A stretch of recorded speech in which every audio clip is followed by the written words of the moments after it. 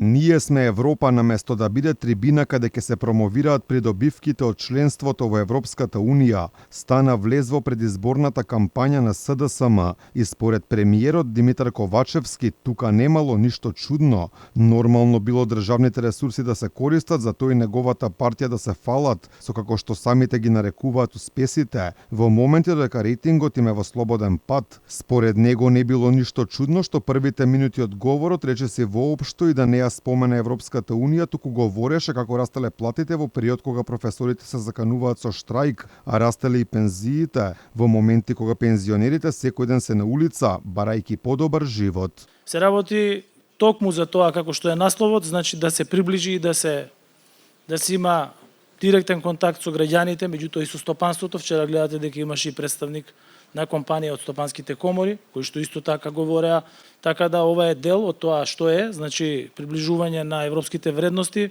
на европските интеграции до граѓаните, а изборната кампања ќе биде идната година, на која што, како кажа вчера, на изборите повторно ќе победи Социјалдемократскиот сојуз на Македонија и претседателскиот кандидат на Социјалдемократскиот сојуз на Македонија и коалицијата.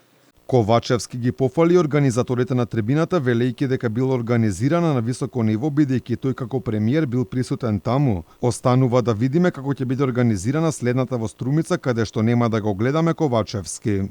Трибината беше навистина организирана на високо ниво, со оглед на тоа дека јас говорев, меѓутоа наследната трибина ќе говори некој друг, која што ќе биде во Струмица. Вчера беше тема економија, на која што требаше да се покажат и јас ги кажав разликите од една држава која што беше според сите стандарди изолирана, заробена држава во однос на она што го имаме денес. И разликите се очигледни.